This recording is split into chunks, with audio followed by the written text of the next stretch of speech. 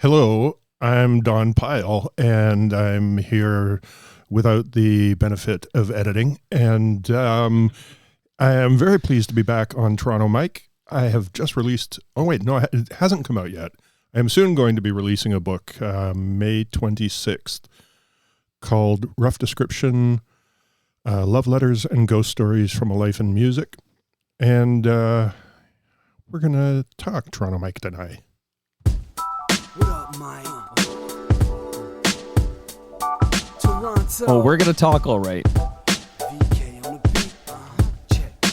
I'm in Toronto where you wanna get the city love. I'm from Toronto where you wanna get the city love. I'm in Toronto like we wanna get the city love. My city love me back for my city love. Welcome to episode 1899, 1899 of Toronto Mic'd.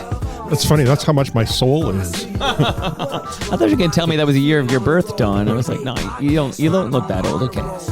An award-winning podcast. Did I mention that, Don? It's an award-winning podcast proudly brought to you by Great Lakes Brewery.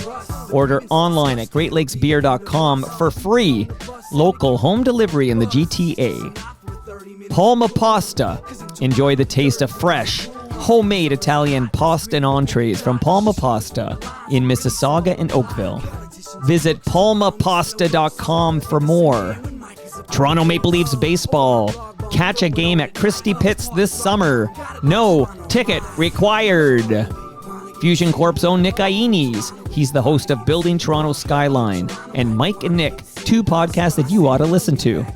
RecycleMyElectronics.ca. Committing to our planet's future means properly recycling our electronics of the past. And Ridley Funeral Home, pillars of the community since 1921. Joining me today, making his return to Toronto Mike, it is indeed Don Pyle. How you doing, Don?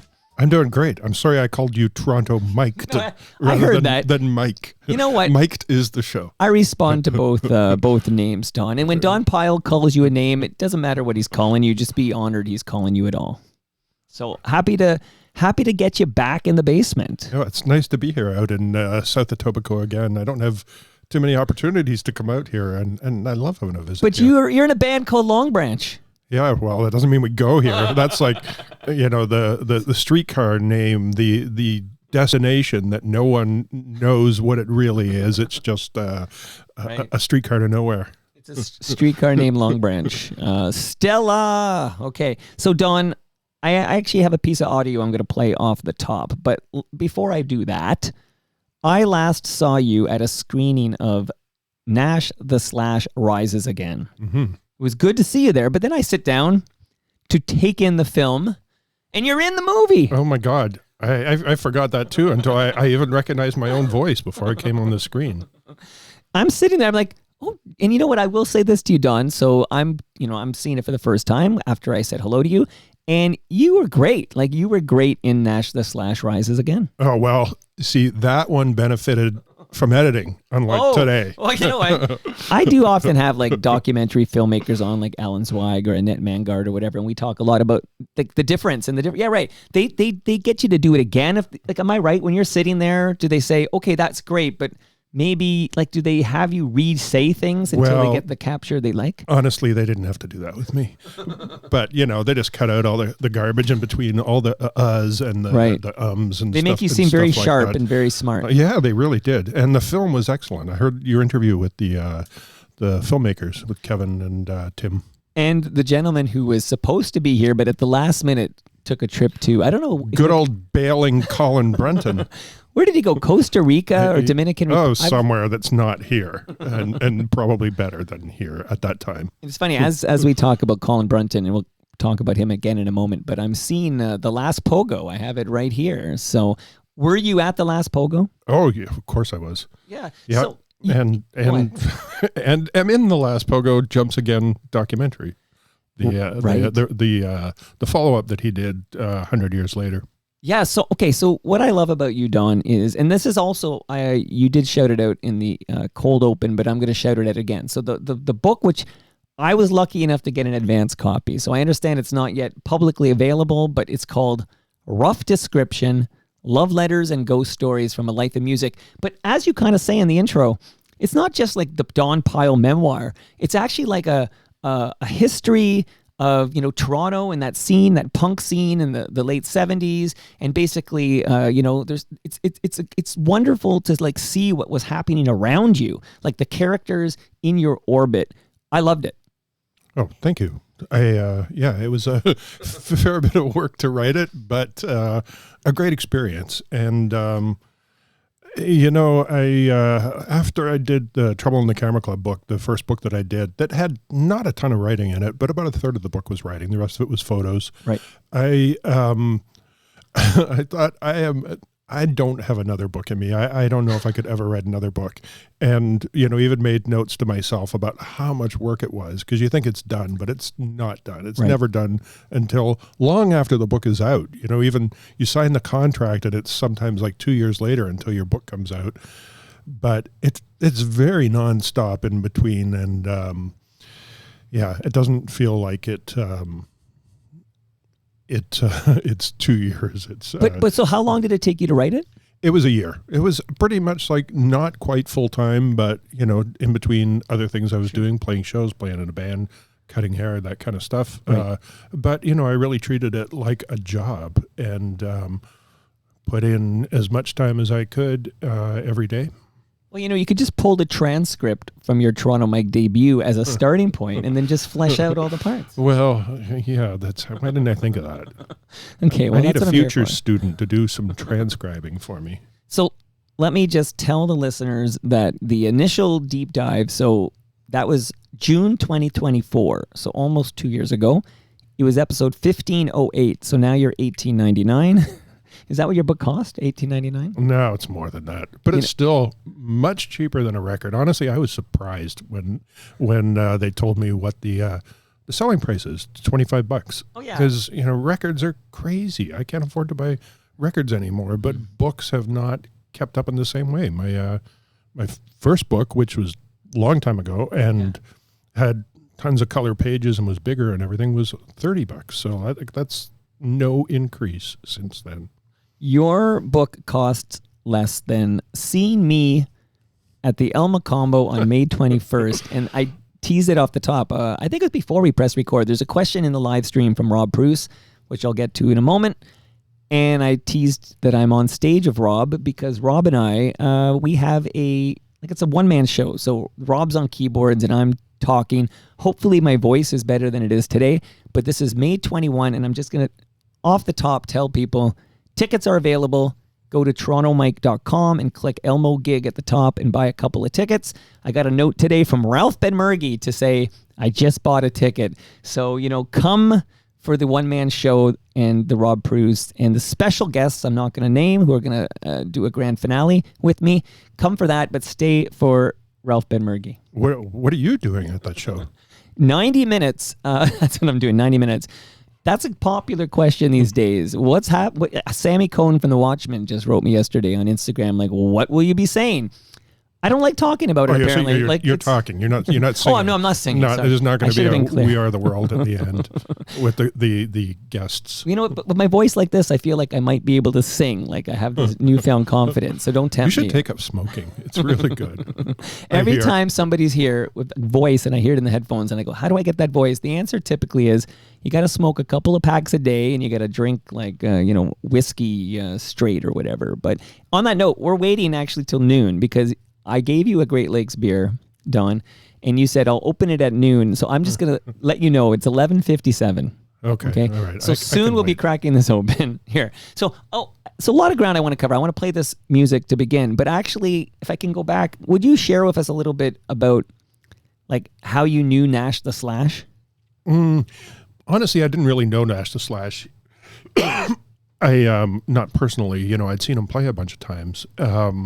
And friends with many people in his orbit. So I would hear about what was happening with Nash. And, there were some things that I totally recognized from just seeing it happen with so many people of kind of getting burned out and disillusioned and underappreciated. That, very difficult Canadian thing. It's tough to make a living in Canada. And I know that he had great success in Europe and living in England, but obviously, But a lot of self-sabotage, yeah, as you learn in the doc. yeah.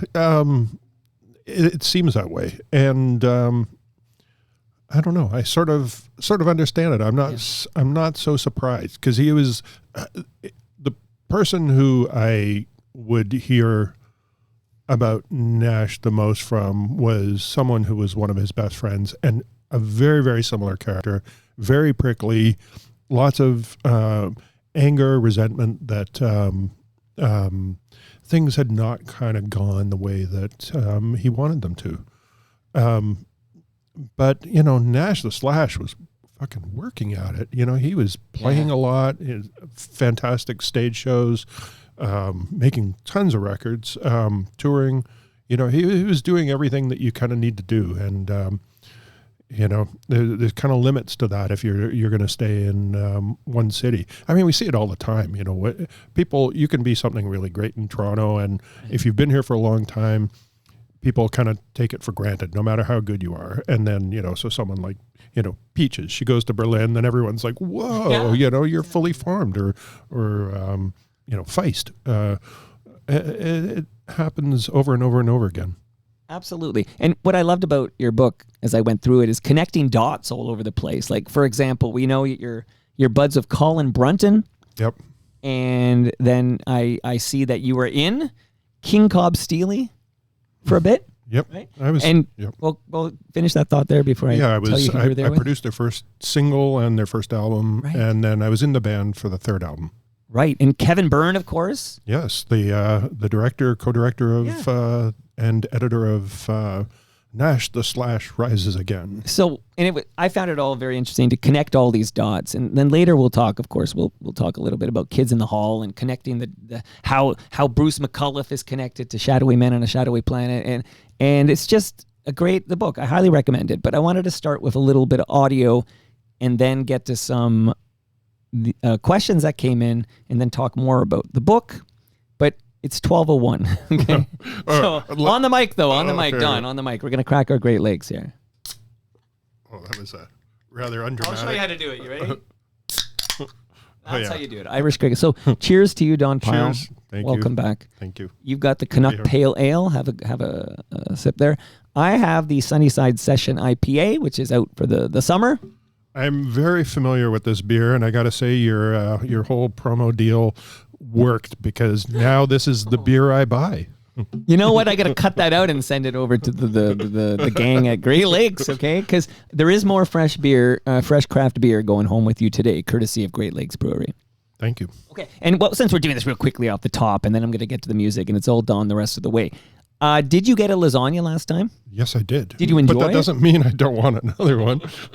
You're not still full from that 2 years ago? No, I don't remember last time I was full. So I screwed up my count. I can only hold, this is some inside baseball here for you, Don, and then I'll talk about baseball in a minute, but I can only hold 4 large lasagnas in my little freezer upstairs at a time, okay? So some weeks are busy and multiple people, and I've got to make sure I've got a lasagna for everybody. So yesterday, Joey Taylor, he's behind this 6-String Nation, this guitar that's been made up of parts of the whole country that musicians like yourself get to hold. It's a whole thing going on. It's very interesting. But I gave him this lasagna, and I realized I have no lasagnas. And then I checked my calendar, and it said Don Pyle, noon. I put in an emergency order with Palma Pasta, and I said, Don's not leaving my basement without a lasagna. You're and right. they rushed it over this morning. Oh, thank you. So I do see a spot in your corner there that I think a little chest freezer would fit quite nicely, just to you know what, though, Don? let you know. I know myself. I think, if somebody gifted me one and I plugged it in, I think I would be hearing it, like hearing the motor and wanting to unplug it so I didn't pick it up on the mics. And then I can see myself forgetting to plug it back in. This is the future I see, Don. So you got to know yourself here. Well, that's why they invented timers. Oh my God. They have those now? Okay. I'm dating myself here. So you've got the lasagna, you got the beer, and I just attended my first Toronto Maple Leafs baseball game of the season. On Sunday, I was at Christie Pitts. It was a fantastic afternoon. It was a little windy, but once you got used to it and the wind died down, it was actually a beautiful afternoon. And the baseball was entertaining. The Leafs won. Ask me, Don Pyle, how much I paid for my ticket. I know how much you paid. I don't even need to ask. It's free. I've free. been there. It's great. Yeah. So It's there's another game fantastic. on Sunday, and I hope to bike over for that. But I'm giving you, Don Pyle, a book on the history of Toronto Maple Leafs baseball. This iteration of the Leafs has been around since 1969. So you'll Oh my learn God, about those the players history. must be pretty fucking old. Whoops, sorry, I said the F word. You can swear. See, that's it. So you had a radio show in, is it in Guelph? Yes. I didn't have a radio show. Oh, I was a guest. Guest. I was guest hosting someone else's show. Okay, but you knew enough to hold on to your F-bombs. Yes. Okay, but here you are where there are no rules. The CRTC Oh, has no yay, internet. jurisdiction. You can swear like crazy here. For now. So last gift, and then I'll shout out the rest of the sponsors later. I want to give you a measuring tape courtesy of Ridley Funeral Home. Ooh. And they've got a great podcast called Life's Undertaking. They have a podcast? Yeah. Well, how about Every that? 2 weeks, a half an hour with Brad Jones. Always interesting. Talks about life and death. The last episode was about mothers. If your mother had passed away, remembering your mother on Mother's Day. Just an interesting content. Do you think I could trade all of these in for a casket? Ask. I'll hook you up with Brad. He might be able to make that deal. Actually, I don't want. Not for me. Not for me. Of course. Well, you won't need one for a long time. Well, here. I don't Okay. know. I'm not planning on being in a casket. I'm going to be cremated, Well, they do that too. So Ridley Funeral Home will take care of you. They're good people. or I'm But, going to be sold to Church's Chicken, and I'm going to be the lunch special someday. Oh, that's not going to be a future sponsor now that you said that. Okay, so I'm at Danforth Music Hall on Saturday night. So I'm there because Lowest of the Low are going to play Shakespeare My Butt in its entirety in order. So that it's 35th anniversary. That's what was happening. So I was there. It was weird hearing Rosie and Gray as the fifth song and not leaving. Like that's I'm used to going to Lowest of the Low and they'd close with Rosie and Gray, and that's why Toronto Mike closes with Rosie and Gray. But they do the whole album, and then they do like a couple of bonus tracks. But this was the last song of the night. I'm going to play it for you, and we're going to just talk about this.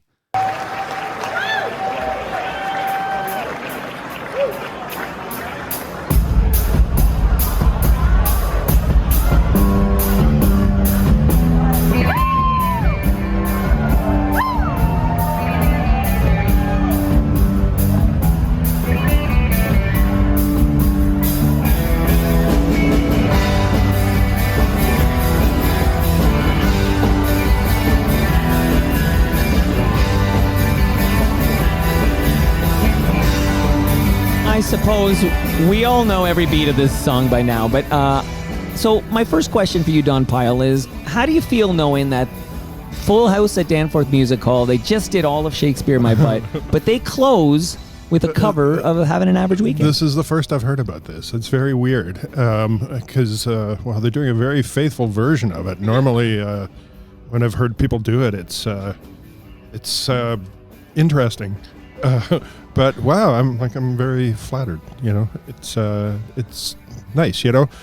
Some other person who does podcasts and stuff like that There's another one? Give me their name. did something recently which a few people alerted me to about one-hit wonders. Oh, and it was Alan Cross. Yeah. I heard it, yeah. Anyway. And I was going to bring it up with you, actually. Keep And going. I was like, "What do you mean one-hit wonders? That one wasn't even a hit. Like that's pushing it to call that. It's like it's the vaguely familiar wonders. I took grievance, because that's what we do on the internet. We have grievances. It's always Festivus around here.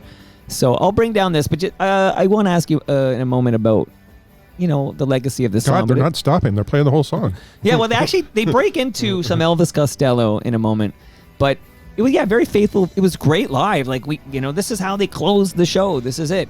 And Saturday night, I was there, and I was thinking, what a wild world it is, where I know a member of this band is going to be in my basement on Tuesday. So I'm like, I got to get some audio of this and play it for Don Pyle. Yeah, but they're that's still crazy. going here. It's crazy. Okay, I'll bring it down. I don't even want to turn it off, actually. I'll keep it in the background because I want to hear it. You can hear how it segues into peace, love, and understanding, actually. But What a good segue. Yeah, it's a good segue, actually. And then your song comes into the mix. I thought they did a great job here. But Alan Cross, back to Ongoing History of New Music, which is owned by Chorus. Boo, we're independent over here. Chorus owns that show. But there's one-hit wonders, and he did a bonus episode of things, I guess that didn't quite fit. Because you mentioned one-hit wonder, Shadowy Men on a Shadowy Planet, which you joke is a no-hit wonder, but we'll get to that in a moment here. So Ron's gonna do his thing here. He's gonna bring in some Elvis and come back to your song. But one of the other songs he shouts out in that episode, Alan Cross, I'm talking about, is the Gandharva's First Day of Spring, which is a song I quite like. But I'm sorry, I think Downtime, I mean, here I am nitpicking, I suppose, but it was a big jam to me, but there are multiple big CFNY Gandharva song. Downtime is one I think might be arguably a bigger hit than First Day of Spring. So here I am nitpicking. But let me ask you, Don, how does it feel to know a song from Shadowy Men and a Shadowy Planet? And we all know a big reason why, which we'll discuss soon. But how do you feel knowing that the legacy of this song, it just continues to live on? It's still a big jam in this country. And more beyond this country's borders, because it's the lowest of the low theme song, and people love hearing Having an Average Weekend. Well, I remember reading a thing once about Triumph advertising on TV, and that they attributed a lot of their success to advertising on television. And I think they were the first Canadian band to actually do that. So I kind of feel like that song, honestly, we benefit a bit from that because it's attached to something else. So I kind of don't fully feel like, the 100% satisfaction that you might be, that it's just how Canadian of your own song, because it's a shared glory with the kids in the hall, that show that maybe you've heard of.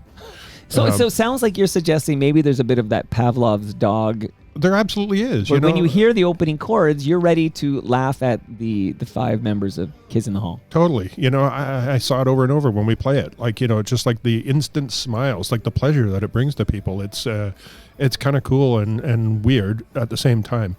Yeah, because it has all kinds of attachment. People hear the song and they think of Cabbage Head or Chicken Lady or something. It's like that. For many people, that's the first time. That's the first thing they think of. They say, "Oh, that's that band Shadowy Men from what did they? I don't know, something." But how many bands never get a song that gets that level? Oh my God, yeah! Like the fact that you have a song you can point to, where for people of I think of a certain vintage. I don't know how a 20-year-old responds to it, but if you're of a certain vintage and you hear Having an Average Weekend, like big Gen X crowd at the Danforth Music Hall on Saturday night, and that whole crowd, just everyone smiling, everybody loving it. So kudos to you. That song's gonna outlive you. Oh, thank you. All vinyl will. That's the good thing about. That's why I've gone to books. You can burn those, and they're gonna not last forever. Records, unfortunately, are gonna last forever. Will your book be in the library? Oh yeah, it is. I think you can maybe heard that they've forever. It'll if they buy it, and that's the key, because I think someone 100 years from now will be able to access those words you wrote to understand the music scene in Toronto in the late 70s into the 80s and beyond. So kudos to you. Thank you. We're going to let Ron Hawkins take us home, and then we're going to get into it.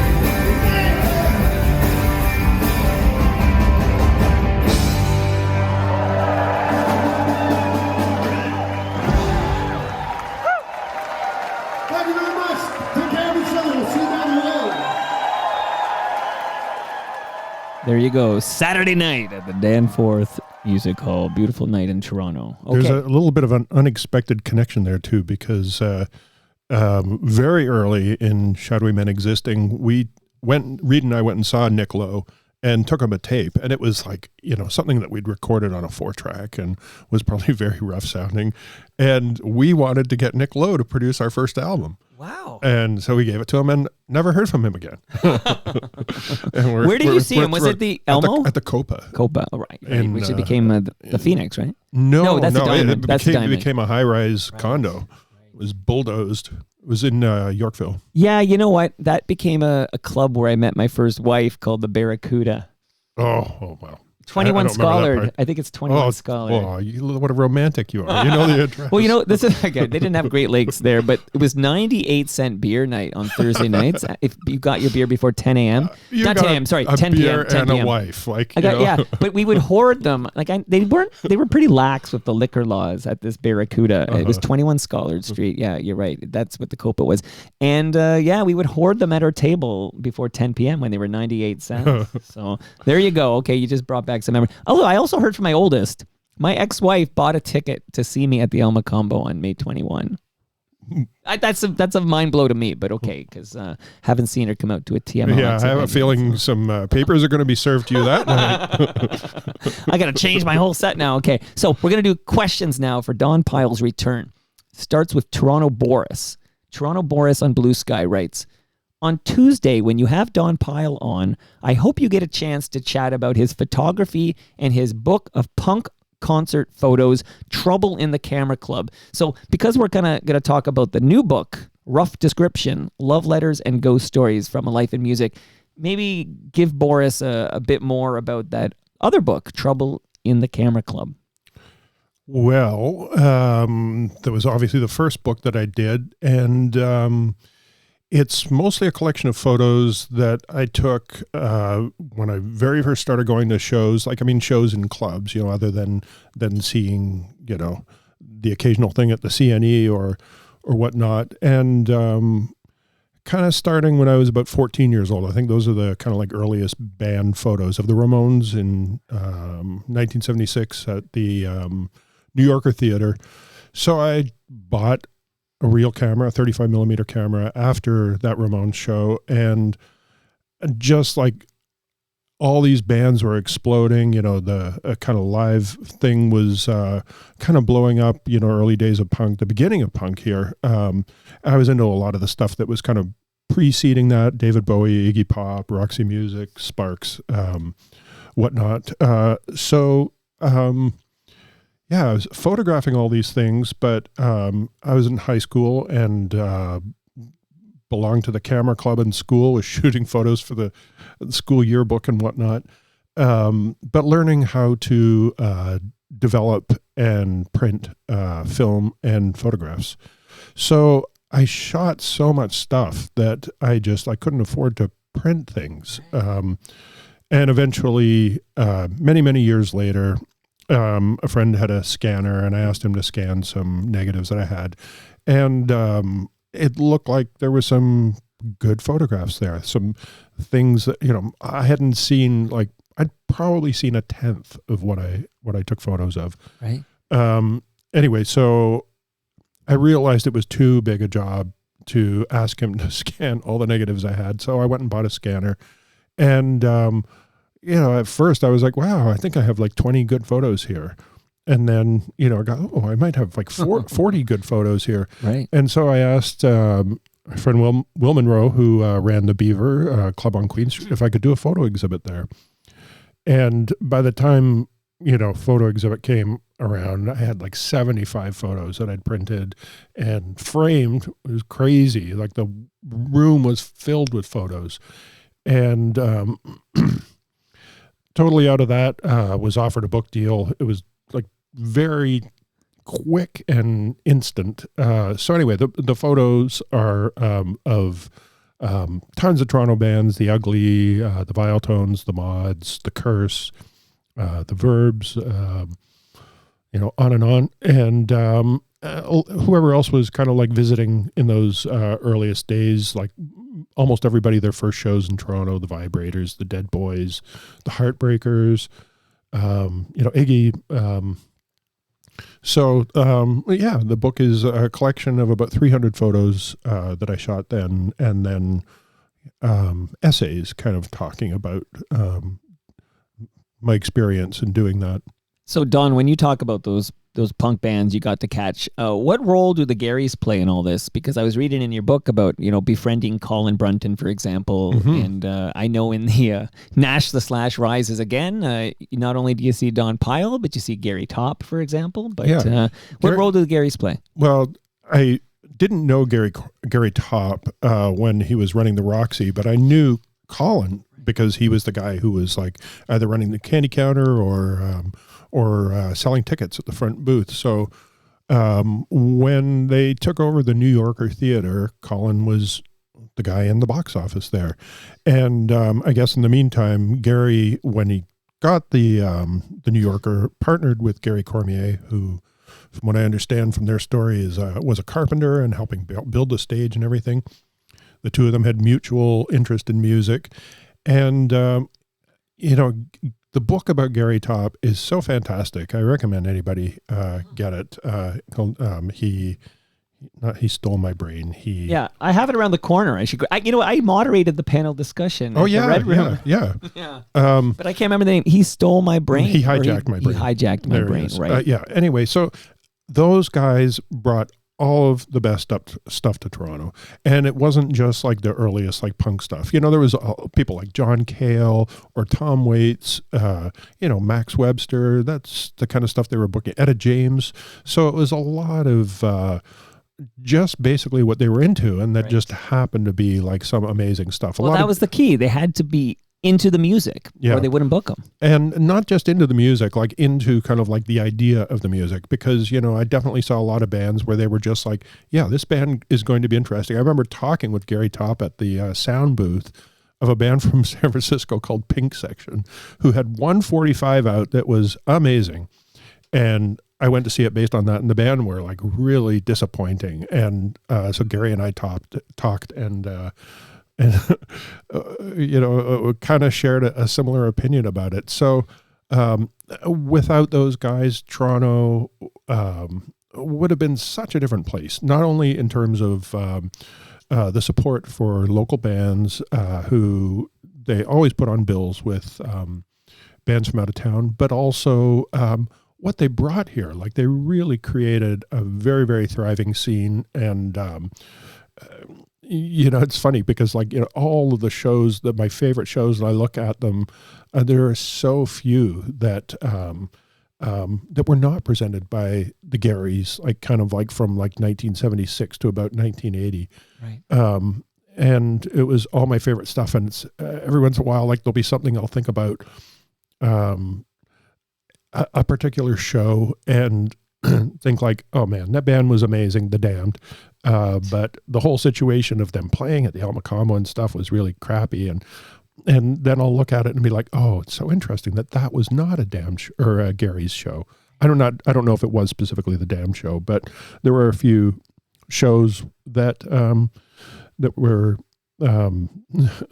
because it's so much about the places as well and who you have working for you. Someone like Colin, it's no surprise at all that Colin Brunton went on to have the career he did as a, film director, film producer, and Schitt's Creek. Yeah. And he was the director on the reboot of Kids in the Hall. Right. The first music that we provided for a film was for a film that Colin did. We Shadowy Men. So, Do you remember the name of that film by any chance? Jog in your memory. Mysterious Moon Men of Canada. Right. And I read this in your book. Oh, did I say it? Yeah, it's in there. It's in the book. Oh, thank God I remember something from it.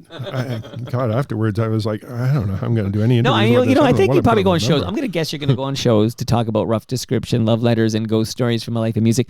And they will have not read the book. I'm just warning you. This is a move, okay? Well. I read...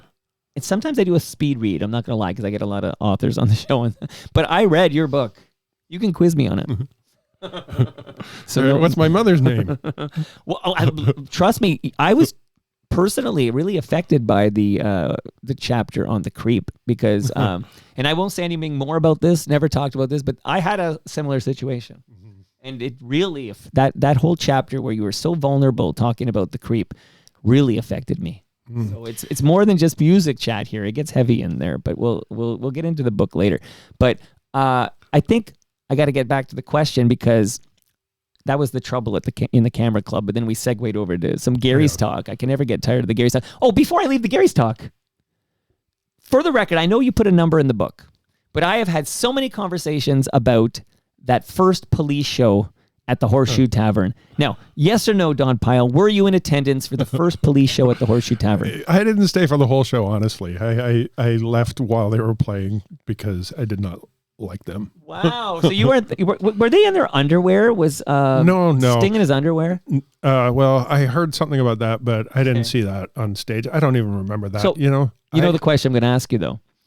When I get these stories, I often hear about the 8 people who were there, the 9 people who caught the police. This is before Roxanne breaks, of course, for a little context. But the Garys booked it because they tell the story eloquently about how they end up booking the police, because a member of the police, they liked them in another band. And was it Summer? I'm trying to remember who it was. The guitar player. Right. Okay. So you're not a police head, obviously, but you have to tell me now, how many people in your guesstimation, looking back, you put a number in this book. I'm just warning you, so it better match up. Well, how many people do you think were at the Horseshoe for that first police show? I would guess probably about 40. And, honestly, the attraction for me in going to that show was that they had an affiliation with IRS Records. I don't know if they had a record out yet, or they might have had a single. And I don't know if that was on IRS, but I guess like their manager, who's the brother of somebody in the police, owned IRS Records. And there was a lot of great stuff on IRS, the Cramps. So it was like $2, a band from England, they're on IRS. Like, let's go. And it's a Gary's presentation, Absolutely. which means they must like it. Yeah, and it was at the Horseshoe, and I saw tons and tons of bands there, and most of who didn't have records out there, and that was how I discovered new stuff all the time. It's just going to shows all the time. Okay, 40. That is the number you put in the book, so it matches up here. But that's a lot more than the 8 or 9 people some people have said were at that. Yeah, there was more than that, but not a lot of people, and especially back then, because the Horseshoe itself was like twice the size that it is now. Yeah, right. Yeah, they had another store next door. It was a big place. Right. Now I'm gonna read Rob Pruce's question from the live stream before I get back to the other questions, but because he wrote this just now. Hey, Toronto Mike. Hi, Rob. Please ask Don about his collaborations with Andrew Zeely. I played in a band called Perfect World with Andrew. I heard a Rob Pruce story being in Perfect World where they were on tour, and there was like one of those signboards out front, and Rob had joined the band. They had been already going, I think, as a 3-piece before he joined the band, and it said Perfect World, which is what the name of the band was, formerly the Spoons. And Rob apparently went out and took some of the letters away, so it said formerly Pooh. So yeah, I was in a kind of electronic duo with Andrew for 8 years called Greek Buck. We did 5 albums or 5 records, and 2 feature film scores for John Grayson, and did that with him, kind of like crossing over. I was in the band Phonochrome at the same time, so sort of in 2 bands there for a while with that, and then that's okay. Chris Murphy is currently in 18 bands, so don't worry. Yeah, is he really? He's in a lot. I know people, like my former bandmate Dallas was always in several bands, and it's hard to be in more than 2 bands. I don't know how people do it. Well, you got to have the one that's the that pays the rent or the mortgage, right? That's Sloan. That's a band that can have a garage sale and have teenage girls still line up for it. It's a big. I was at the last year's garage sale, and it is a big lineup. And we go to these garage sales, and you're just kind of hanging out, and then suddenly Mo Berg will just waltz by just to say hi. Oh, I just talked about this in yesterday's episode, but who's the guy from Super Friends? The other Murphy, Matt Murphy, will just kind of bike by and say hello, and you never know who's going to show up. Okay, so shout out to Sloan. They should make that like a sitcom. Oh, yeah. Honestly, film it. It would be like sort of like you have Nirvana the band, the show. I don't know if you ever caught that. Haven't seen it yet. No. Okay, because your first gig, am I right, in Crash Kills 5, it was at the Rivoli? Shadowy Men's first gig. Okay. was at the Rivoli. Okay, because the Rivoli gets a lot of exposure. Yeah. I understand that it is very centered around the Rivoli. Every episode and the movie and everything's about the Rivoli. Which I love that is the concept for the thing. And, of course it makes sense because I think very directly to Shadowy Men, kind of like the Rivoli being our place, is why the kids in the hall started doing things there. Because, they were kind of operating sort of more like a band than a comedy troupe. And, the comedy situations in Toronto with Yuck Yucks and that were, kind of shitty. Like really controlled by, one or two power brokers who, really had a stranglehold on things. So they operated like a band. Like, let's just put our own show on. Reed, our bass player, was their theater tech. They were doing stuff in small theaters like the Poor Alex, which was, right, very small theater. And so, I think the Rivoli kind of took off as a comedy place because of the kids doing it. And the kids doing it, I think, was directly related to us playing there. Well, these are all the dots you connect when you read Rough Description, Love Letters, and Ghost Stories, where you get that direct line of from Bruce in Calgary to Shadowy Man on a Shadowy Planet, and then of course already in Kids in the Hall. And I just bumped into Bruce, met him for the first time in person. I went to see It's a Good Life If You Don't Weaken in Hamilton, which has music from the Tragically Hip, some other Canadian band you never heard of, but he came straight up. You know what? There's a story I was about to tell, but it's in the one-man show, and I'm trying to make the one-man show all original content. So I'll just tell you, there is a direct line between, and you can tell me the line. There's a direct line between the Garys and Yuck Yucks. Do you know that line? No. Jeff Silverman. Because Jeff Silverman is embedded there with Colin Brunton, with the Garys, Jeff Silverman, and he goes on to work with Mark Breslin as like the president of Yuck Yucks or something. So Jeff Silverman is your line between the Garys and Yuck Yucks. It's a fun fact for you. You can share it with people at a dinner or whatever. It's funny, that name is sort of vaguely Well, he was in that panel, Jeff Silverman. You got to go to the Toronto Mic'd episode of Jeff Silverman where we cover it. He also created that all-night show on CFMT with the security guard, Chuck the security guard. Yeah. So that's a pretty cool part of the Toronto history too. Okay, so Jim Moore, he says, can you ask Don if he saw the original New York Dolls? Don knows me. I first met him at Expo 86. Oh, wow. Do you remember Jim Moore? No. He was in a band called oh my Rusty. God. Sorry, I do know. I just... What's a common name, Jim Moore? Like, how many Jim Moores are there? Yeah. And, he kind of moves around. He's in England now. Well, yeah. And, when I first met him, he was in... I think living in Halifax, and we met in Vancouver. He was in a band called Misery Goats. Okay. Well, he's gonna love hearing that. Did you ever see the original New York Dolls? I hope it's the.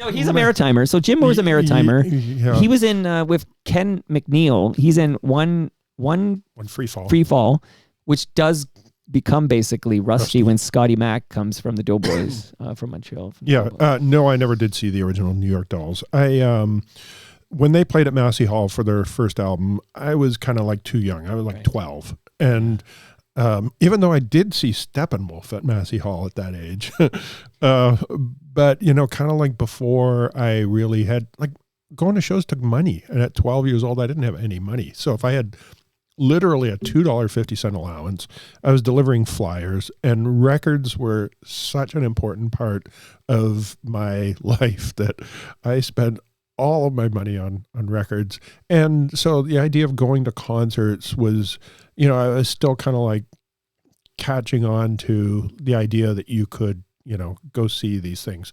But you caught on far earlier than I caught on. Like, I don't think at 12 I had the wherewithal to know, it wouldn't be Steppenwolf, but something equivalent at the time.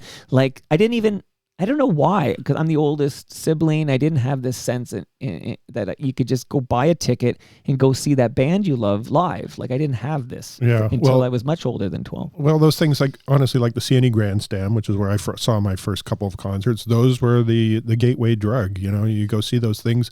And to me, it was exciting being in the stands and, all the people and everything. And I remember seeing a show there with, it was, I forget, Three Dog Night Three Dog Night, April Wine, and T-Rex. Wow. And everybody was setting things on fire in the stands, like all kinds of paper. And I remember that being so exciting. Like we're looking around like, what can we set on fire? But I never got to see the Dolls. They played at a place called the Queensbury Arms, which was at Jane Street and I think Rogers Road. Excuse me. And I grew up, like, my high school was on Jane Street. So, What was your high school? Runnymede Collegiate. Yeah, I know it so well. Yeah. So I knew this bar, had been by it many times, but was still, like, too young to go to a bar. So I actually phoned the bar and asked them, I said, and your Dolls are playing there and I'm underage. Can I come to the show? Like, I promise I won't drink. And they're like, no. So Is this a trap? a friend and I went and listened to them from the outside. Like, we sat outside, like, one of the doors and Sure. heard them through the walls. And that was like the, what's known as the red leather New York Dolls, the very end of the band, Right. kind of like when they had, I think the guy's name was Peter Jordan, when they had two bass players because their other bass player either had a cast on his hand or his girlfriend had slashed his fingers or something like that. So yeah, unfortunately. And then when they, came together as the New York Dolls later with all new people, it didn't have a lot of appeal to me. Mike, good. Glad Mike got a question in. It was late breaking, but he's a big fan of yours, Don Pyle, and he writes, does Don know anything about rumors of a reissue of Fifth Column's To Sir with Hate? I've heard that Don was the keeper of the tapes, that's in quotes, keeper of the tapes, and handled audio restoration work for the She Said Boom documentary. I mixed and did the sound design for the She Said Boom, the documentary about them. And, I did my own version of kind of like remastering the recordings just to make them fit in with the film better. And the band were very happy with them, but I never ever had any of the master tapes. I know that there have been different attempts to reissue Fifth Column stuff over the years. Joel Gibb from Hidden Cameras was going to put some out on his label, Evil, and that never happened. And I know that the band members have been working with Peter Hudson, who recorded a lot of the original stuff, to either remix or remaster the existing tapes towards reissuing stuff. So hopefully it'll see the light of day. He's got a PS here that says, shout out to Phonocomb. So remind everybody who was Phonocomb. Well, Phonocomb was a band that sort of came about because Shadowy Men did a show with Jad Fair from the group Half Japanese. The director of the film about them, the documentary about them, the band that would be king, or who would be king, whatever.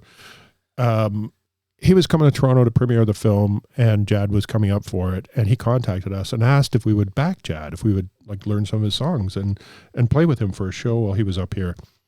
And we did, and that was great. And immediately we were like, let's do an album together.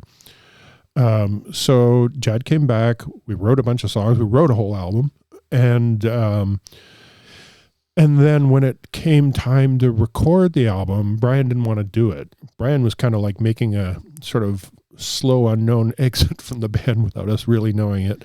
That's an Irish goodbye. And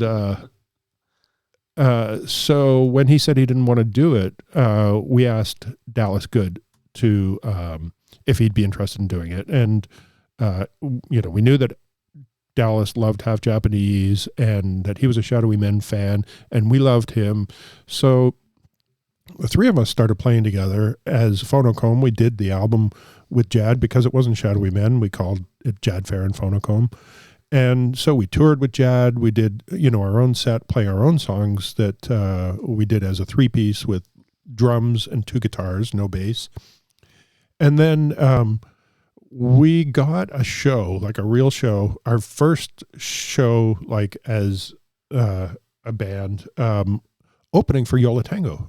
And So just before that, like literally just like a couple weeks before, we were like, oh, this song would sound better with bass on it. Maybe we should have bass on a couple of songs. And so we asked Beverly Breckenridge, who is the bass player in Fifth Column, if she would come and play on a couple of songs. And she came, and immediately when we heard, our songs with a bass, we're like, oh yeah, okay. We're like, yeah, it was fun playing with just two guitars and drums for a long time, but boy, it sure sounds better with Beverly. So we asked her to continue playing with us, and then literally 2 weeks later, we did our first show, and then continued on. We made one album for Touch and Go Records in Chicago, and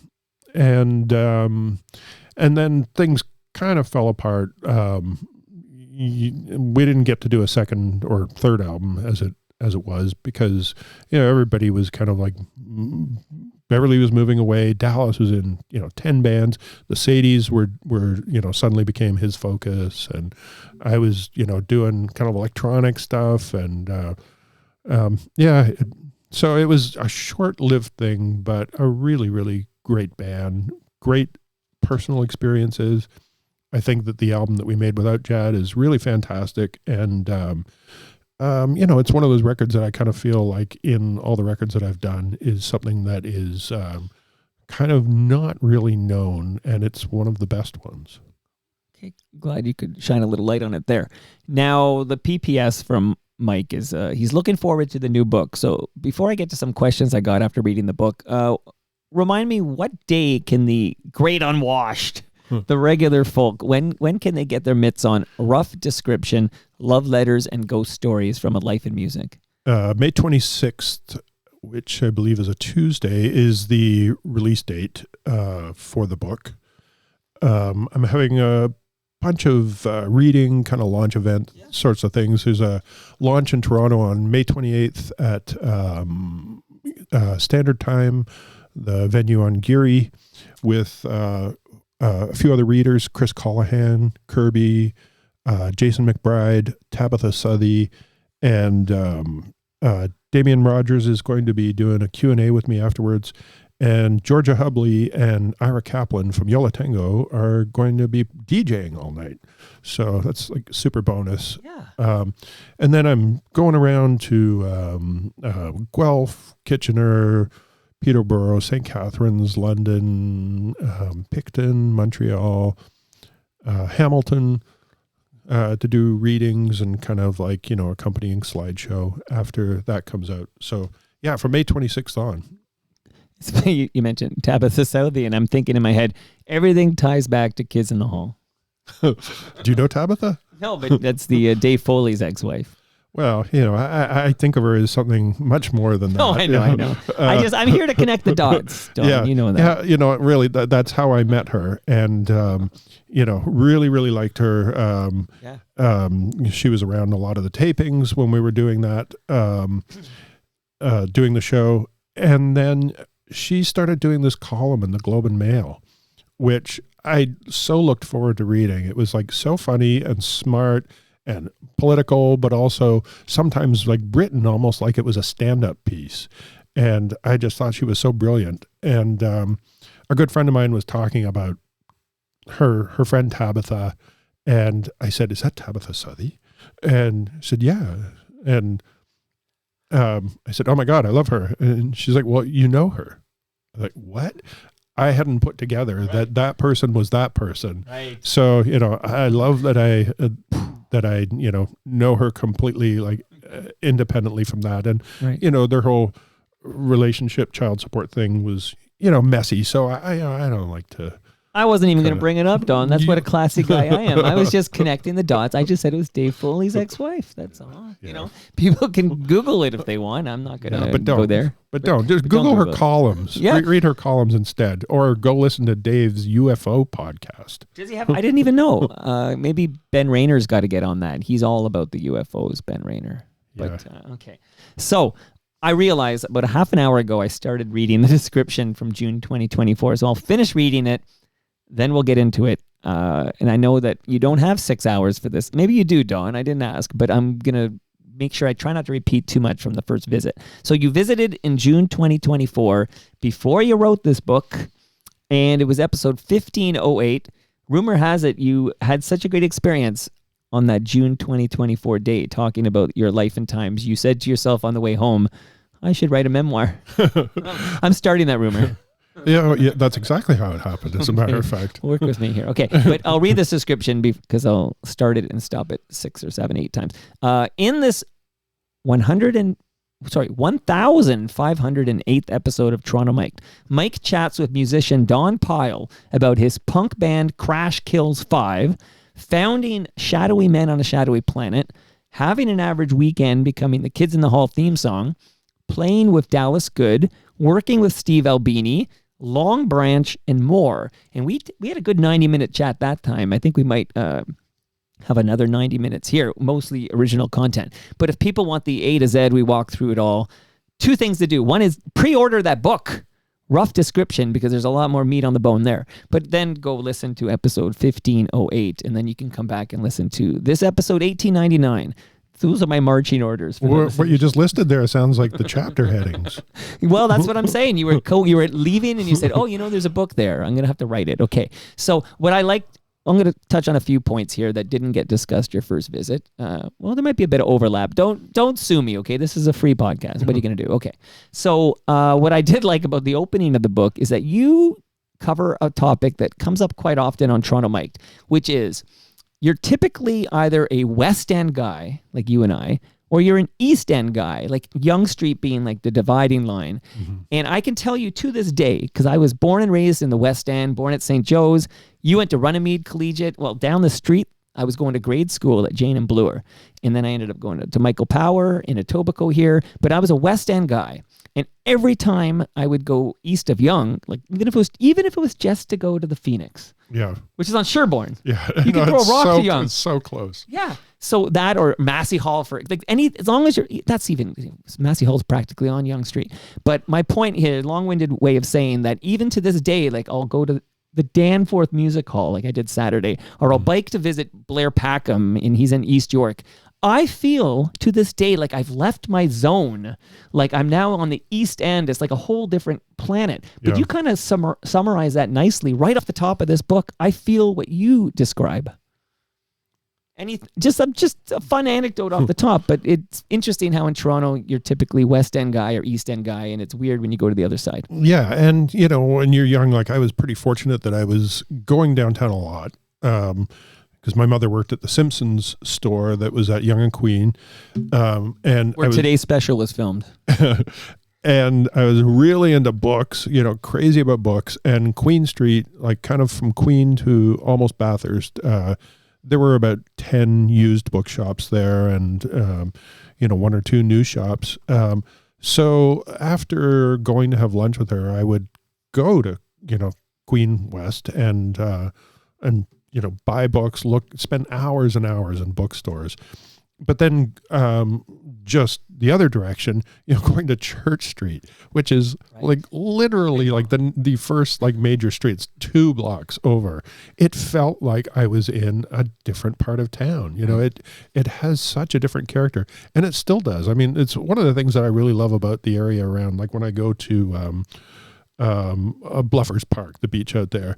I love the East End there because it feels like there's so many places there that have not been ravaged like the rest of Toronto has, and just kind of like, all the character ripped out of them.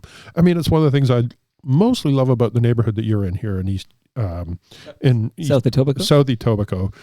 Except even here though, like the north side of Lakeshore, there's all these ugly new builds, but the side streets and a lot of the main street still has a lot of the kind of high street character to it that it once had.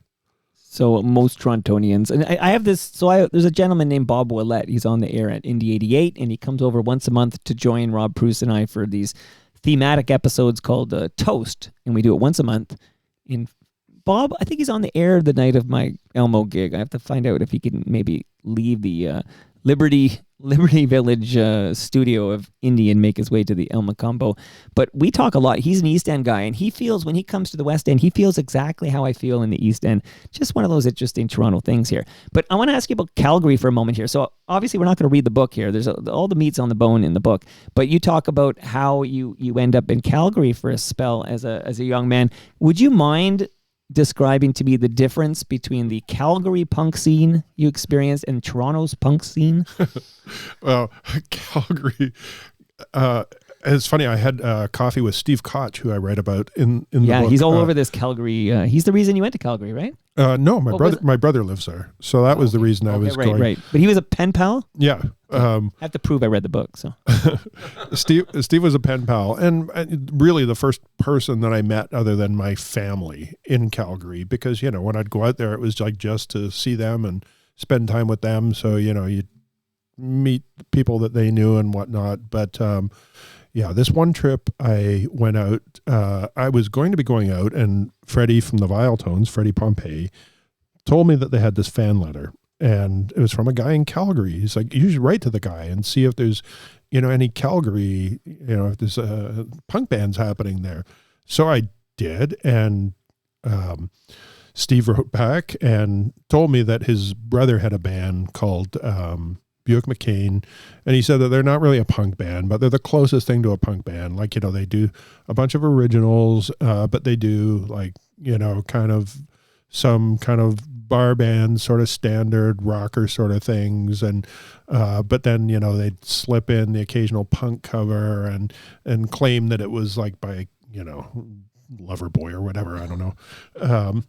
So I went, they weren't going to be playing. So Steve and I started writing to each other, and then his brother saw these letters and was, excited because they were all getting into punk. And so his brother, Alex Koch, started writing to me as well. And so they invited me, Alex invited me to see his band, Buick McCain, rehearsing in the basement of Brian Connolly, of his parents' basement.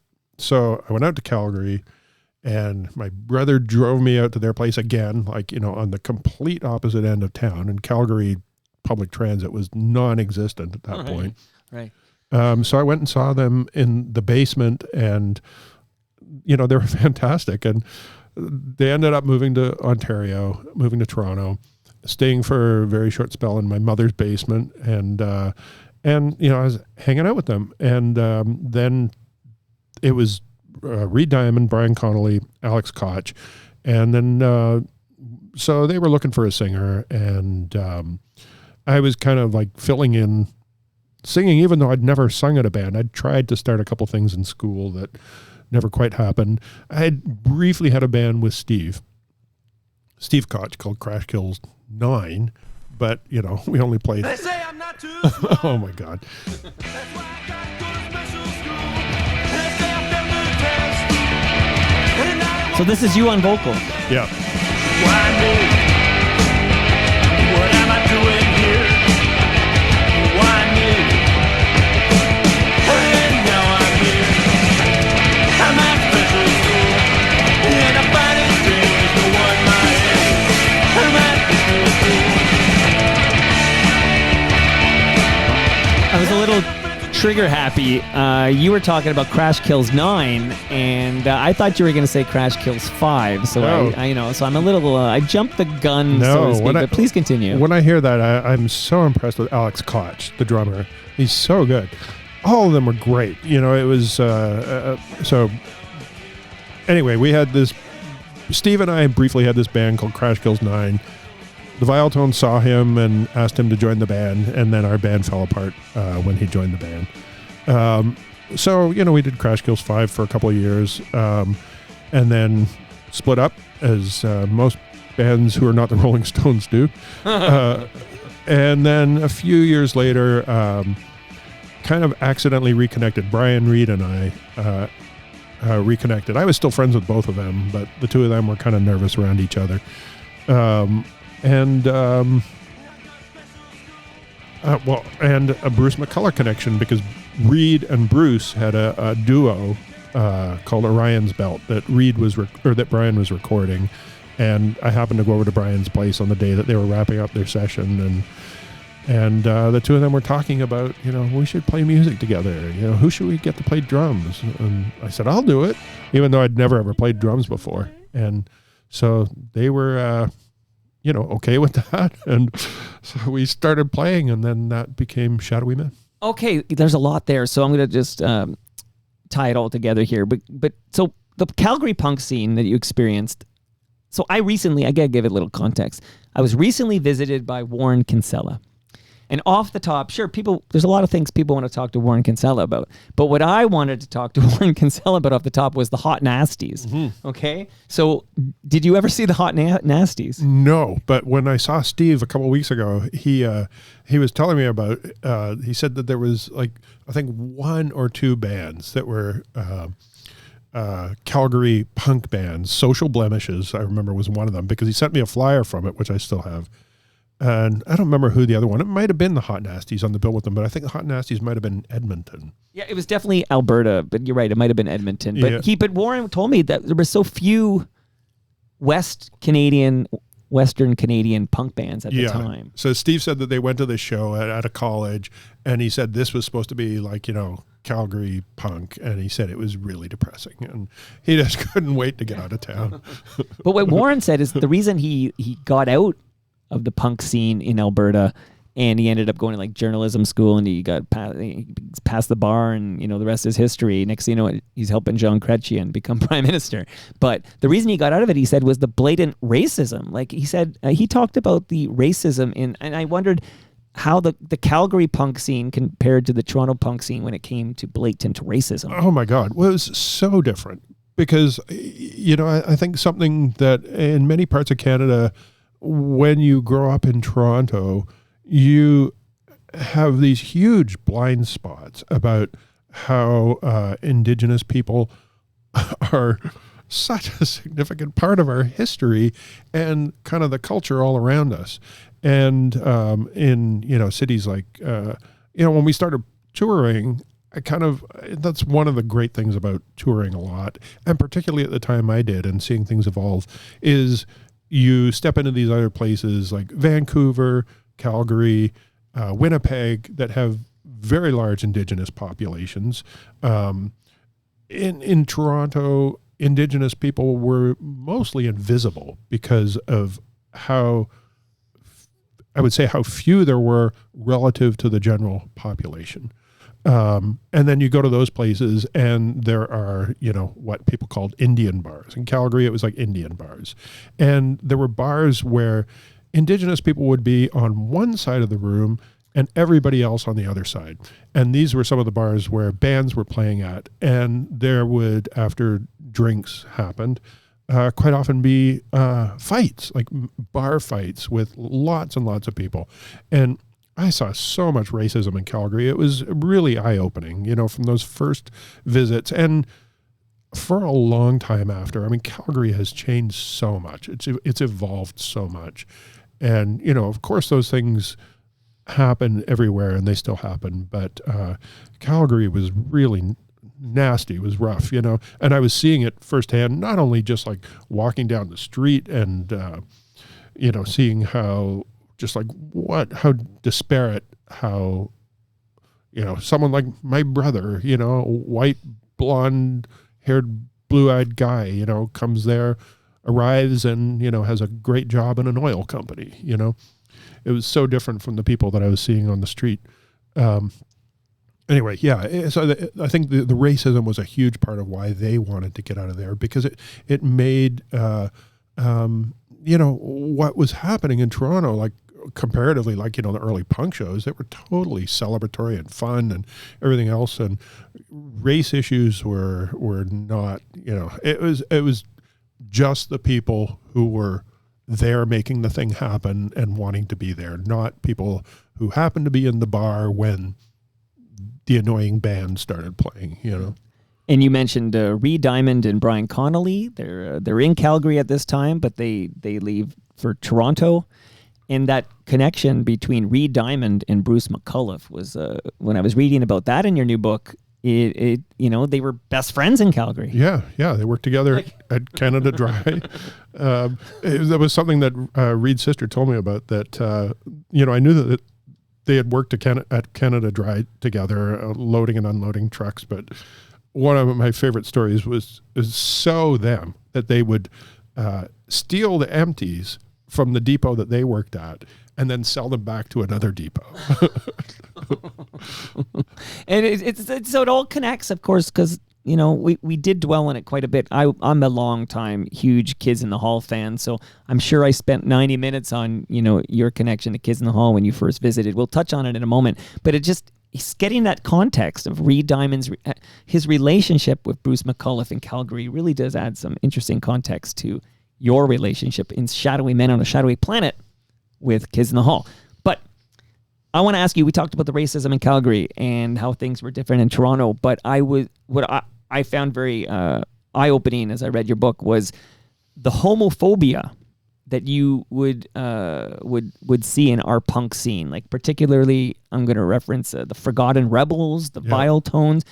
Would you speak to that? Because you're very open in the book about, when you start going to gay bars and dance clubs in the city and when you start dating secretly dating your first boyfriend. But what was the homophobia in punk that you would witness? Well, I think kind of like the world at large, it's everywhere all the time. And I think, we live in, what my mother calls an urban bubble, where I can live my life in without like interacting too much with homophobia because all the people who are my friends are not or suppress it very well, but it is just like all around you all the time. And when you see old films, not even old films, like God, there was a film that we were talking about recently with John Gielgud? I forget what it was called. It was like, two buddy cops where they have to pretend to be a couple. One of them really is gay. And, so those things were just such a big part of culture all around. And I write about just like some of the things that I experienced, like about, in high school being handed a yearbook and asked to sign it. And, I turn it to my page and someone before me, I don't know if the person who was giving me the book to sign knew that somebody else had done this and was their way of kind of like going, ha ha. But when I opened it to my page, written across my face, it said faggot. And, I was in the closet. And so, that's a real shock to you. And so, you become like hyper aware of all these things around you. And, I feel like being gay was definitely like a plus and a minus at the time. But ultimately, like, I feel like so fortunate because like so many of the subcultures, like it really attunes you to paying attention to subcultures, like, like even disco, like, as much as I disliked disco at the time, magazines like After Dark, where you're, looking at pictures of people at Studio 54 and recognizing that there's a lot of gay people here and kind of the earliest days of punk with Danny Fields, who managed the Stooges and the Ramones, that he was gay. And, people like Jane County. So, there are all these, Andy Warhol, and just like the songs of Lou Reed or David Bowie. It's all those affirmative things were all around me, but also the hostile things were also there. Like the Forgotten Rebels thing that you mentioned, they had this, on their records. I don't write too nicely about them because at the time I thought they were like kind of stupid, and I know that tons of people love them. People have a lot of love for them, but I think one of the fortunate things about being gay, and particularly when you're young, is that it really makes you sensitive to the oppression in others. So things like, racism, very hyper attuned to racism because I saw it as the exact same thing. Because it is. and they had this song "Bomb the Boats, Feed the Fish," which was about the so-called Vietnamese boat people that were coming here. And these songs were supposed to be funny. And then they had the song "Third Homosexual Murder," which was kind of about the Manuel Jacques, the shoeshine boy murder. He'd been kind of taken off the street or went to do some job that he thought he was getting paid for and was murdered. So they had the song "Third Homosexual Murder." And so, the chorus goes, "Gonna be a third homosexual murder, and the fourth one might be you." And Mickey, the singer, like when he did that song, he like turned around and pointed directly at me. And, as much as I was not out, I know that there were people, that I was out to some people.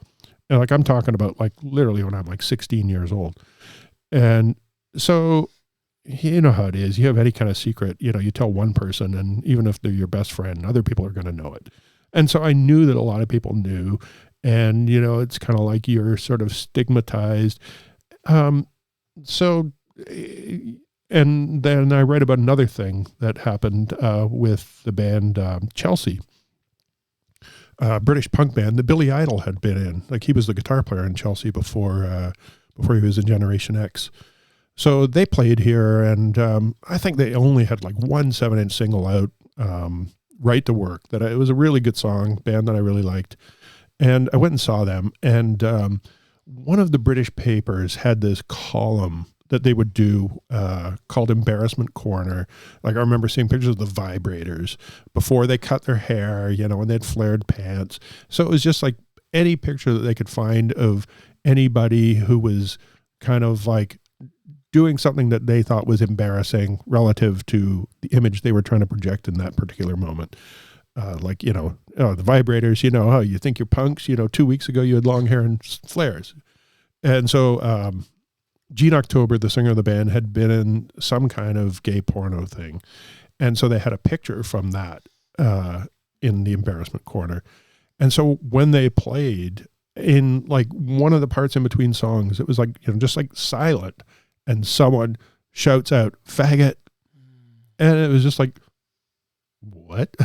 Like, someone was just like holding on to that, to just put that out there, like just to put him down or to make him feel bad or to, just like create some like hostile attack. Like, there was kind of like no reason for it.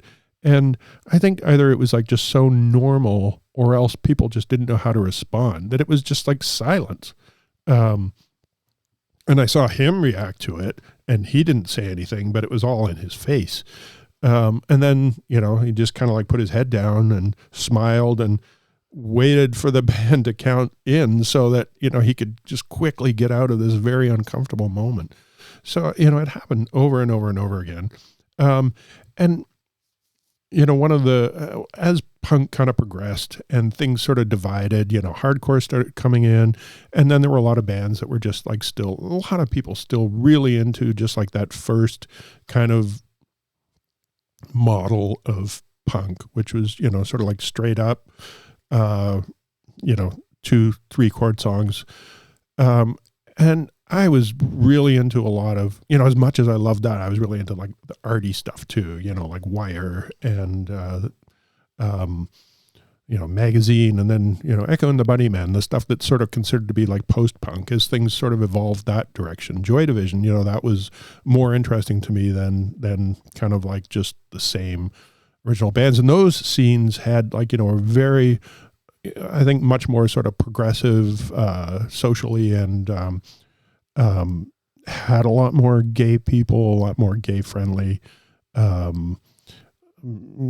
ideas, situations. So those things were a lot more sort of appealing to me. But sort of like coming out of punk, it was, it was kind of a drag because, these were all bands that I liked and people that I liked, but I just like didn't feel after a certain point kind of like welcome or very comfortable in some of the scenes. No, thank you for sharing. And there's, again, more in the book. I want people to get this book. I think it's a great book. And there's a couple of chapters. We won't go into it because it's in the book. I feel like I'm Nick Kiprios in episode 700, just kept answering my questions with, it's in the book. So we don't do that around here. But you talking about the car accident you were in as a kid. Mm-hmm. And I really loved you discussing the role you had, that big brother. Mm-hmm. And then you talked about how you would search his name and come up, try to find out what he was up to. And at some point you found a document that had his middle name in it. So you were able to search like the full name. And then you found out, you know, I feel I'm telling this story from the book, but you found out he had just died like a few days before you found him. And unbelievable. That's heartbreaking. Yeah, really bad. I mean, since then, I wrote on the obituary website on the funeral home where he was, and his son contacted me. And since then, two of his other kids have contacted me. So I'm going to be meeting with them pretty soon. Now that I have the book that's great. done, I'm going to be meeting with them. And I've sent them pictures of Albert and I when I was a kid, and their mother as well. Their mother has dementia now. So, unfortunately I can't go and visit her and see her. But just heartbreaking that I couldn't reconnect with him. There's certain people in your lives that as you get older, you have more and more appreciation for what this person meant to you and what they did. And you have more and more understanding about what, in his case, like how much he was like putting out of himself. Like, well, he was going to university and, was a young guy, and like, what 23-year-old needs to be spending time with a 7-year-old stranger, It was heartwarming to read about how good a big brother he was. Yeah. And I mean, the big brother, the trademark name, but you don't hear it. And you made a point, which is you don't hear about big brothers and sisters that much anymore. No, I Googled them and they're still in existence. But I don't know anybody who I've talked to. I don't know anybody who's engaged with that in the last, like, say 20 years. There was a great Simpsons episode where Bart got a big brother to like spite his father, and then Homer got one, and he called the kid Pepsi. I remember, but I think, anyways, it's a classic Simpsons episode. I need to see that one. Yeah, and they wrote the role of the big brother. His name was Tom, and they wrote the role for Tom Cruise, but Tom Cruise didn't do the role, and I think Phil Hartman, fellow Canuck, late great Phil Hartman, filled in and did it. It's a great episode, but. This is only a minute long, but I got to ask you about this. And you talked about it in the book, but I got to ask you.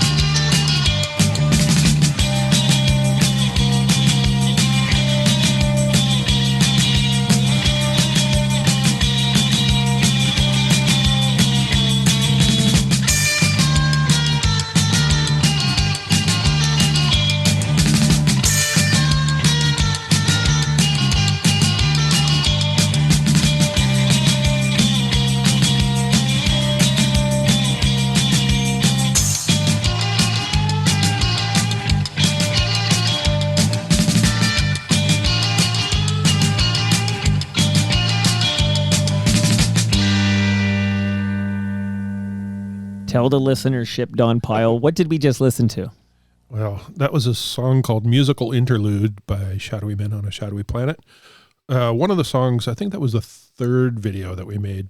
Our first few videos, the first one that we made was literally cost us $40 to make. It was a song called Shadowy Countdown that, oh my God, after the Kids in the Hall theme, that is the song that many, many people know us from, and people really dig that. But it was also, it's like an advertisement because it's like less than a minute long, and just accidentally, of course we're going to give our videos to Much Music. That's like, the only place they could be seen. It was before the internet and all that. Sure. And we were so lucky, not even anticipating that this video was going to be like so played because of how it fit into their formatting.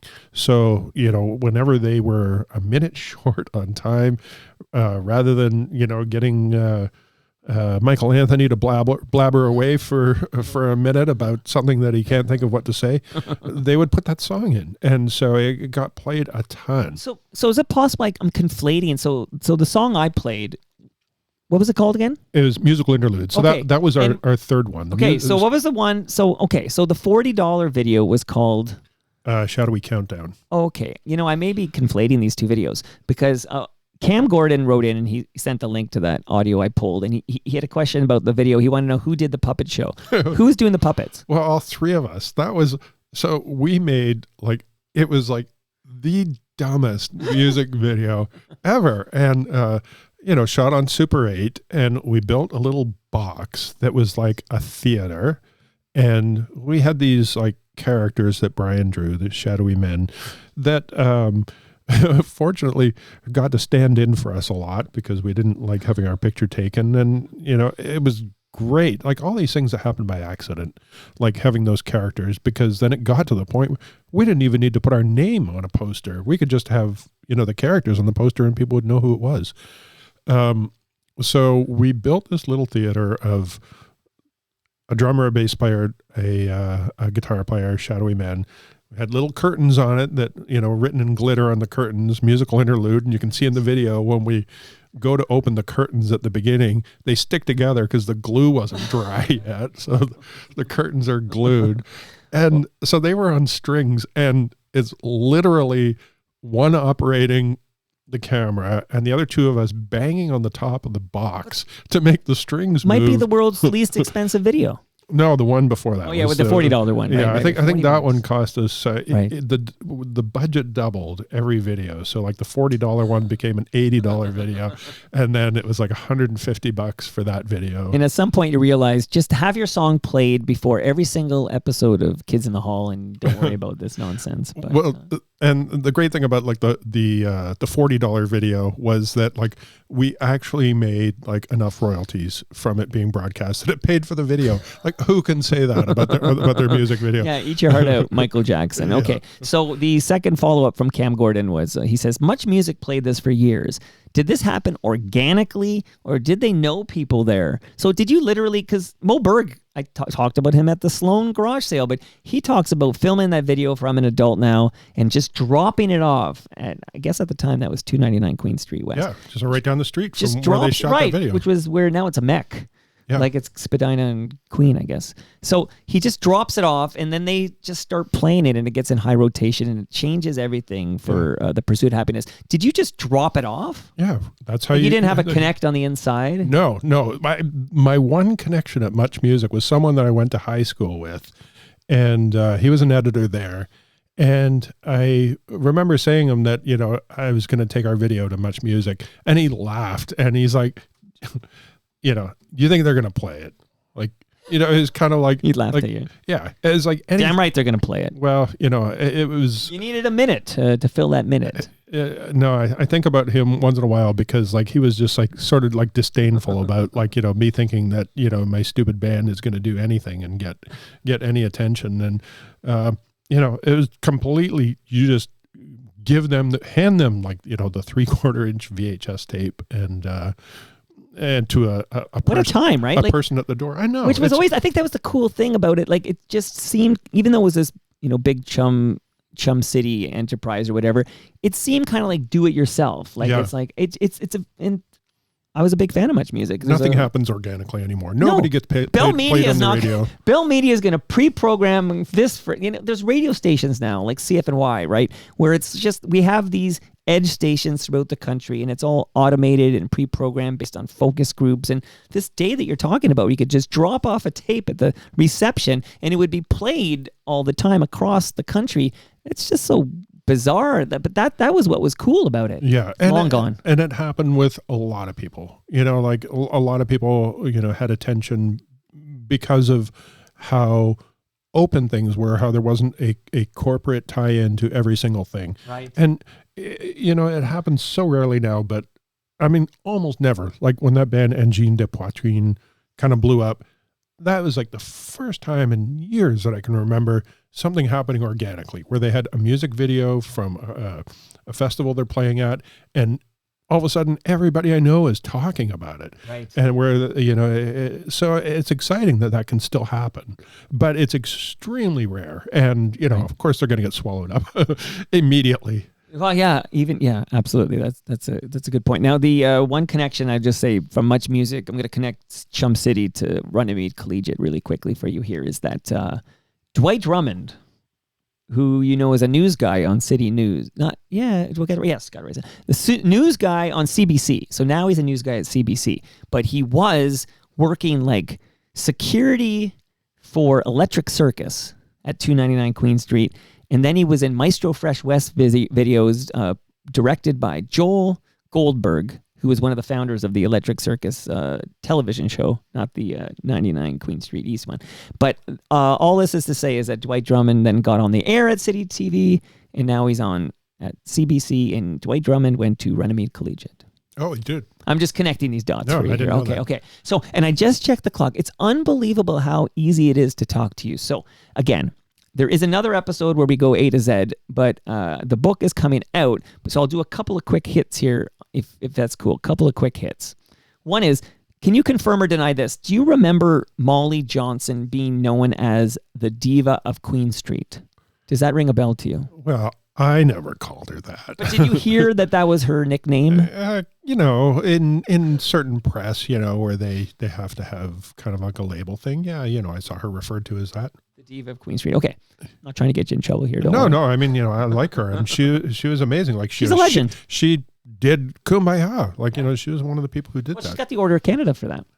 Really? I mean, you need one too. Deserved. You know, she deserves it for that alone. Well, just ask like a Gordie Johnson, the role of Molly Johnson. I just talked to Gordie Johnson from Big Sugar, and Molly puts a roof over his head, gets him a record deal, puts him in her band. Yeah. Like, you know, that man owes Molly a few Great Lakes. Well, Shadowy Men played at Ontario Place opening for Altamoda because of her asking us. So listen, I was just curious if you had heard that nickname. I only recently became aware that she was known as the Diva of Queen Street, so I'm trying to confirm whether that was a thing or not. But okay, a couple quick hits here. One is, if you had to guess, how many times do you think you put out Savvy Showstoppers? Well, is it 11? I don't know, 7? I forget how many. Fun fact in the book, Savvy Showstoppers put out a few times. So we're not even going to dive into the Steve Albini stuff because we did it last time, and we definitely spent a lot of time talking about the late, great Dallas Good. Okay, so, and of course, that sad date of February 17th, you know, my condolences that you lost both Reed Diamond and Dallas Good, different years, but they both died on a February 17th. Yeah. Terrible. Very, someone, that didn't occur to me at the time, but someone told me later, and it was just like, oh, wow, that's so weird. And then, you know, that day now on the calendar just has, you know, those set of mystical things to it, like Christmas or something, where you see it on your calendar and it's like, oh, you know, this impending weird feeling, you know, that it's coming. So it is strange. Well, you've experienced some loss, and I'm sorry for all of that. But I do want to tell the listenership and you, Don Pyle, that in early June, I think I'm going to actually pack up the studio, stick it in the trailer, and bike it to the ferry, and take the ferry across to the Toronto Island to record at the gas station with Dale Morningstar. Lucky you. And I was reading... Sorry, what month? I think it's June. June. Well, yeah. I hope the lake's warm enough for you to swim then. You know what? I can tell you, I'm kayaking quite a bit, and you do need to wait. You need to wait till June before you get in that kayak, because you might end up in the drink. But it was interesting reading about your experience at the gas station with Dale Morningstar. Yeah, I recorded there a couple of times, and one of the times I was engineering a session for the Hidden Cameras, and it was such a wonderful place to do it, not only because of the studio, but just like how going to the island and doing a recording there feels like you're going camping. So the band would like literally, they'd do a few takes and they'd be playing in their bathing suits and would stop if they wanted like a little break and all of them would run to the water and then go swimming and then come back, and they're still toweling themselves off. And, I'm editing or something like that while they're gone. They all come back in their swimsuits. Okay, let's go. It was like total like summer camp. It's such a great place. I'm so glad that Dale still has it. Yeah, still has it. And I want to thank you in your book for remembering Wendy Coburn. Do you know Wendy? No, I learned about Wendy from your book, and then I did my own research, as they say, and I'm glad you made me aware. Oh, thank you. Yeah, she was kind of the inspiration to start writing this book because of responses I got from people when I talked about her at the previous book that I did. It was all photos where I did talks about them, where I talked more about the photos.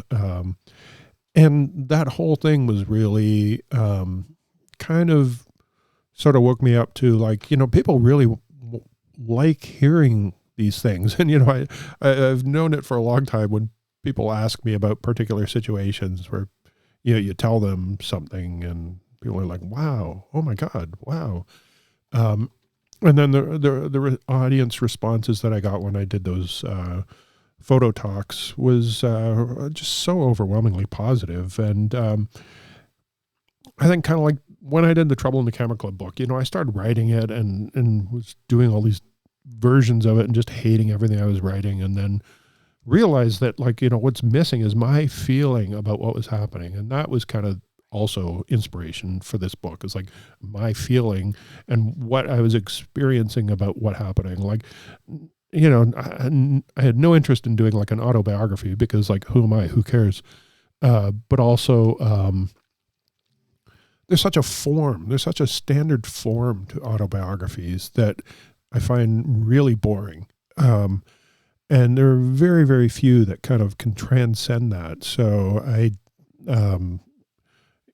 had a lot of things that I wanted to talk about, and people that I wanted to have remembered, people that I wanted to have some kind of document about who they were and what they meant to me. And kind of, like what you say about the episode about my mother, kind of like so many people went through those situations. So the creep.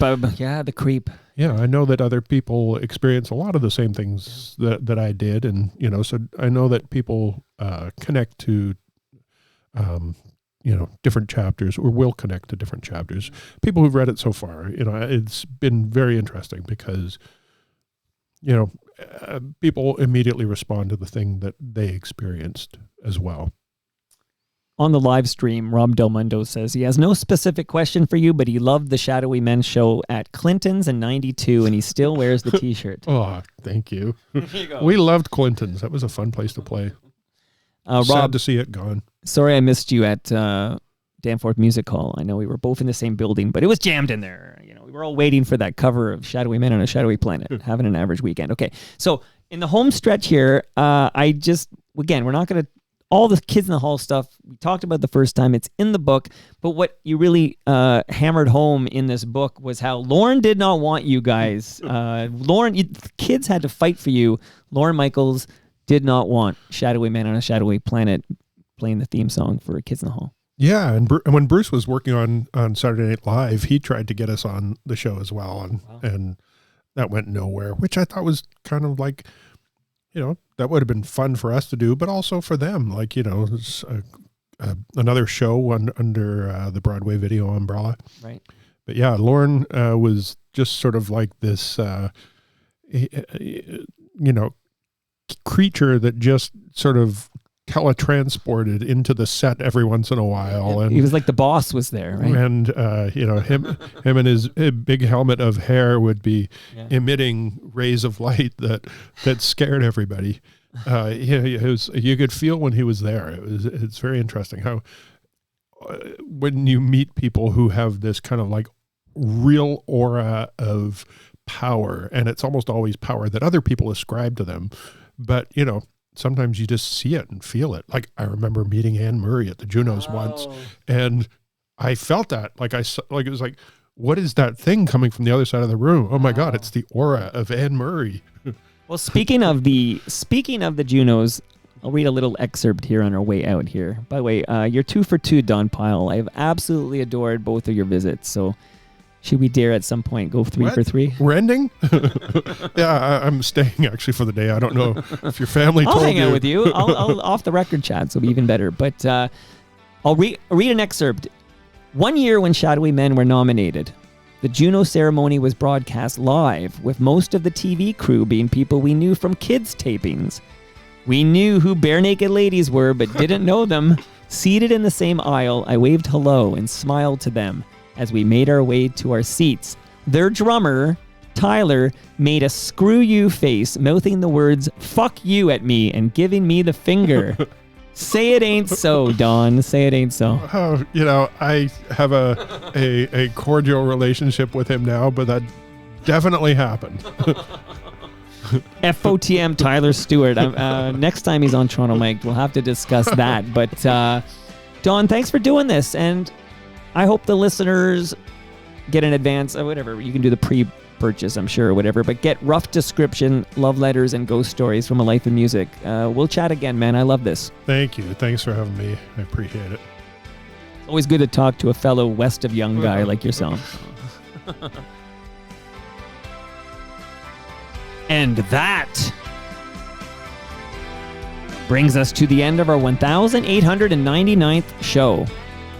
Go to torontomike.com for all your Toronto Mike needs. Much love to all who made this possible. That is Great Lakes Brewery. You got your fresh beer. Palma Pasta. I got a lasagna in the freezer for you. Toronto Maple Leafs Baseball. You've got your history book. I'll see you at Christie Pitts this summer. Nick Iones. He's got 2 great podcasts, Building Toronto Skyline and Mike and Nick. Subscribe and enjoy.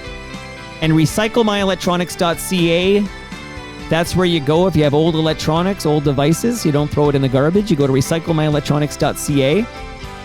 And Ridley Funeral Home. You got your measuring tape. See you all tomorrow when CBC's Susan Bonner comes over for her exit interview. That should be great. See you all then.